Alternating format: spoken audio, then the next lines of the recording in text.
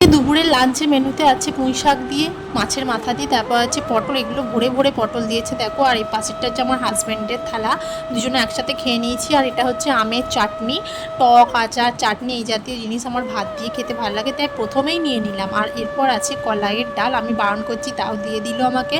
শাশুড়িমা, মাসি শাশুড়িমা সবাই এসছে। আর আমি একটা কাঁচা লঙ্কা নিয়ে নিলাম, যেটা হচ্ছে মাছ ভাপানোর কাঁচা লঙ্কা, আমার ঝাল ঝাল একটু খেতে ভালো লাগে তাই। আর ওইটা হচ্ছে সর্ষে পোস্ত দিয়ে বানানো মাছের ভাপানো, যেটা আমি বানিয়েছি। আর এখানে আছে চুনো মাছের টক, আর চুনো মাছের টকটা একটু অল্পই নিয়েছি, তবে অনেকটাই নিয়েছি, খুব অল্পও নিইনি। তারপর আছে রসগোল্লা, বর্ধমানের রসগোল্লা। এরপর আছে আমুলের দই, এটা হচ্ছে নর্মাল যে দইগুলো হয় মিষ্টির দোকানে, সেটা না, আমুলের দই।